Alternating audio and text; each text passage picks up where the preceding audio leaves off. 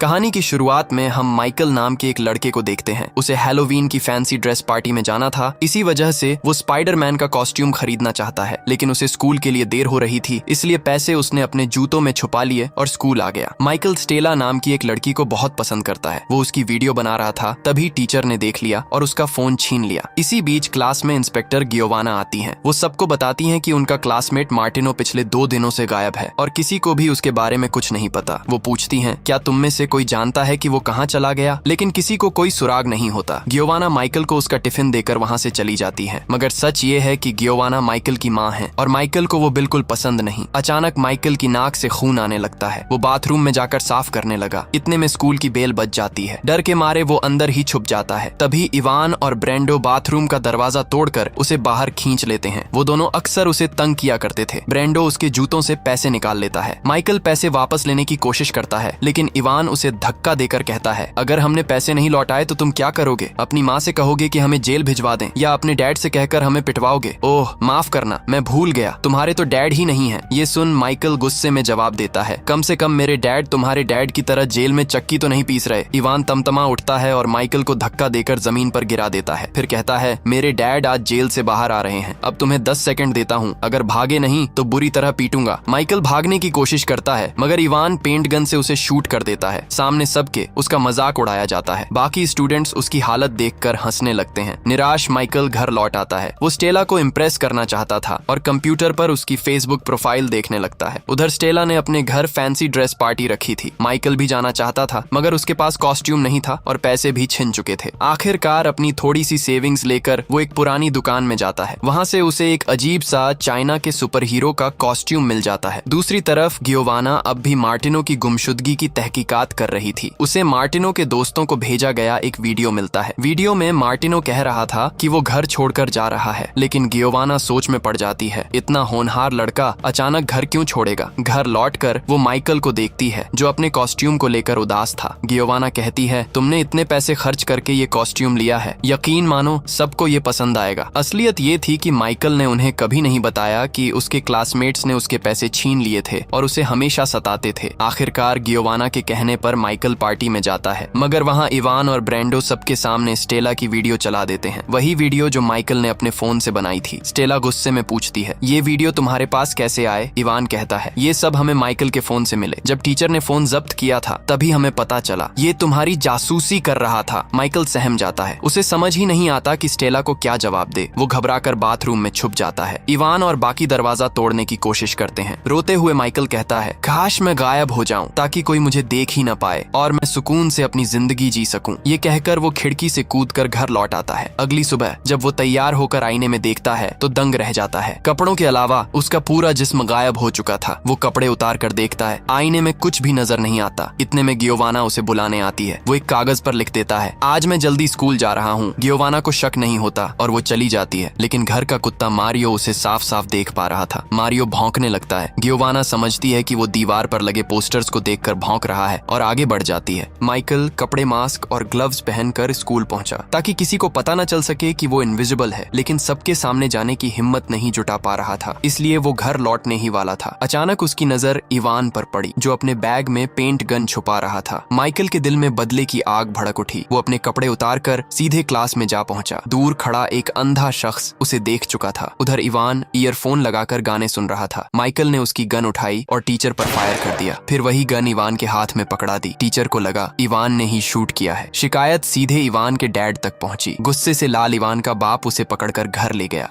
इसके बाद माइकल ने अपनी इनविजिबल पावर का इस्तेमाल ब्रेंडो से बदला लेने के लिए किया। ब्रेंडो टेनिस फाइनल खेल रहा था, मगर माइकल पीछे पीछे जाकर उसे छूने लगा। वो इतना सहम गया कि खेल पर ध्यान न दे सका और फाइनल हार गया। गुस्से में ब्रेंडो के पापा ने उसे डांट पिलाई और चले गए, लेकिन माइकल ने पीछा वहीं खत्म नहीं किया। उसने ब्रेंडो को और डराया और भगा दिया। अब माइकल के दिमाग में एक शरारती ख्याल आया। लड़कियों के बाथरूम में घुस गया। लड़कियों को छोटे कपड़ों में देख वो मन ही मन खुश हो रहा था, लेकिन तभी एक लड़की ने उस पर कपड़ा डाल दिया और उसी पल उसकी इनविजिबल पावर ने काम करना बंद कर दिया। जैसे ही लड़कियों ने कपड़ा हटाया, माइकल उनके सामने मौजूद था। था। लड़कियां डर के मारे चीखने लगीं। इस हरकत के बाद स्कूल वालों ने गियोवाना को बुलाया। गियोवाना ने माइकल से समंदर किनारे पूछा, तुम लड़कियों के बाथरूम में बिना कपड़ों के क्या कर रहे थे? माइकल अपनी इनविजिबल पावर बताना चाहता था मगर डर रहा था, क्या पता गियोवाना जानने के बाद कैसा बर्ताव करें, इसीलिए चुप रहा। फिर उसकी नाक से दोबारा खून बहने लगा। गियोवाना ने उसे साफ कर दिया। उसी वक्त कॉल आई, पता चला ब्रेंडो भी घर से गायब हो गया है। गियोवाना माइकल को लेकर वापस स्कूल आई। वहाँ पुलिस साइकोलॉजिस्ट जॉर्जियो ने बच्चों को समझाया, इस उम्र में हमें लगता है हम सही हैं और हमारे माँ बाप गलत। हम उनके फैसलों पर सवाल उठाने लगते हैं जबकि वो सब हमारी भलाई के लिए होता है। इन्हीं गलत फहमियों और गुस्से में बच्चे घर छोड़कर चले जाते हैं मगर इससे कोई फायदा नहीं होता, बल्कि ये वही नादानियां हैं जिन पर पूरी उम्र पछताना पड़ता है। तुम्हारे दोस्त भी ऐसी गलती करके चले गए मगर तुम्हें ऐसा नहीं करना चाहिए। अचानक माइकल के हाथ फिर से इनविजिबल होने लगे। वो सहम गया, सोचने लगा अगर सबने देख लिया तो मेरा राज खुल जाएगा। उसने हाथ ढक लिए और सर झुकाकर बैठ गया। जॉर्जियो उसकी तरफ आने ही वाले थे, तभी स्कूल की घंटी बजी। माइकल तुरंत वहाँ से भागा और घर लौट आया। घर में उसकी छोटी बहन कैंडेला कॉमिक्स पढ़ रही थी। माइकल ने उसे बाहर जाने को कहा। कैंडेला ने दरवाजा बंद किया पर बाहर नहीं गई। माइकल ने मास्क उतार दिया। जैसे ही इनविजिबल रूप सामने आया, कैंडेला चीख पड़ी। माइकल ने उसका मुंह बंद किया और सब सच बता दिया। कैंडेला ने वादा किया कि वो माँ को नहीं बताएगी। दोनों ने सोचा शायद चाइना का सुपर हीरो कॉस्ट्यूम ही इस पावर का राज है। कैंडेला ने कहा, भाई तुम्हारे पास सुपर पावर है, इसका मतलब तुम सुपर हीरो हो। आज से तुम्हारा नाम होगा इनविजिबल बॉय। इस ताकत से तुम सबकी मदद कर सकते हो। लेकिन माइकल को लगता था वो सुपर हीरो नहीं, बस एक लूजर है। वो चुपचाप कॉमिक्स पढ़ने बैठ गया। इसी बीच गियोवाना कमरे में आने लगी। माइकल ने कपड़े उतारे और इनविजिबल हो गया। गियोवाना को उसी वक्त अपनी माँ का फोन आया। उसने कहा, आजकल माइकल बहुत अजीब बर्ताव कर रहा है। कहीं ऐसा तो नहीं कि उसे पता चल गया हो कि मैं उसकी असली माँ नहीं हूँ, बल्कि मैंने उसे गोद लिया था। ये सुनकर माइकल के पैरों तले जमीन खिसक गई। वो पहले ही क्लासमेट्स की सताई जिंदगी से डिप्रेस था। मन हल्का करने वो समंदर किनारे झूले पर जा बैठा। तभी स्टेला वहाँ से गुजरी। झूला अपने आप हिलता देख हैरान हुई, लेकिन डरी नहीं। वो दूसरे झूले पर बैठ गई। माइकल ने रेत पर स्माइल फेस बनाया और दोनों झूले पर साथ झूलने लगे। स्टेला बोली, मेरे ज्यादा दोस्त नहीं है, क्या तुम मुझसे दोस्ती करोगे? माँ कहती है अजनबियों से बात नहीं करनी चाहिए, लेकिन मैं तुमसे दोस्ती करना चाहती हूँ। माइकल मान गया। तभी उसे फोन आया और स्टेला चली गई। दूर वही अंधा आदमी माइकल को देख रहा था।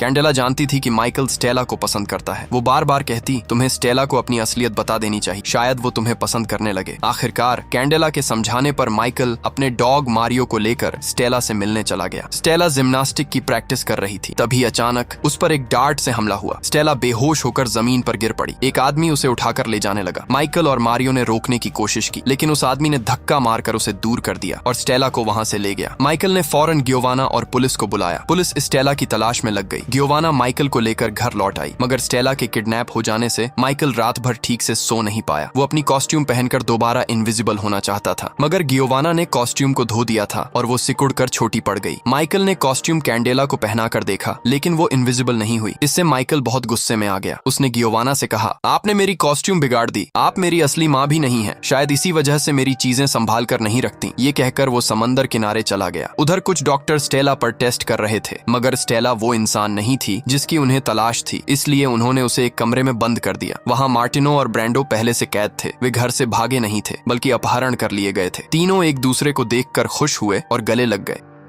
माइकल समंदर किनारे बैठकर अपना गुस्सा शांत कर रहा था। तभी वही अंधा आदमी आया और बोला, वो कॉस्ट्यूम किसी काम की नहीं है, उससे तुम्हें पावर नहीं मिली और ज्यादा मत सोचो, मैंने तुम्हारी दोस्त को किडनैप नहीं किया। माइकल हैरान रह गया। उसने पूछा, तुम कौन हो और तुम्हें कैसे पता चला कि मैं क्या सोच रहा हूँ? अंधे ने कहा, मेरा नाम आंद्रे है और मैं तुम्हारा बाप हूँ। तुम्हें गियोवाना ने बताया होगा कि तुम्हारे डैड एक पुलिस वाले थे और मर चुके हैं, पर वो सब झूठ है। मेरा जन्म रूस में हुआ था। मैं भी अपने दोस्तों और परिवार के साथ खुश था, लेकिन एक परमाणु हमले के बाद मेरी जिंदगी बदल गई। रेडिएशन की वजह से कई लोग मारे गए, मगर कुछ के डीएनए में बदलाव हुए और उन्हें स्पेशल कहा जाने लगा। रेडिएशन की वजह से हमें अलग अलग पावर्स मिली। रशियन आर्मी ने हमें साइबेरिया में कैद कर लिया। हमारे इस ग्रुप को डिवीजन नाम दिया गया। हम पर जानवरों की तरह एक्सपेरिमेंट्स किए गए, क्योंकि वो हमारी पावर्स का इस्तेमाल कर एक अलग आर्मी बनाना चाहते थे। सिर्फ मैं ही था जो लोगों के दिमाग पढ़ सकता था। इसी वजह से वो मुझे बहुत पसंद करते थे, लेकिन पावर्स का लगातार इस्तेमाल हम सबको बीमार करने लगा। मेरी नजर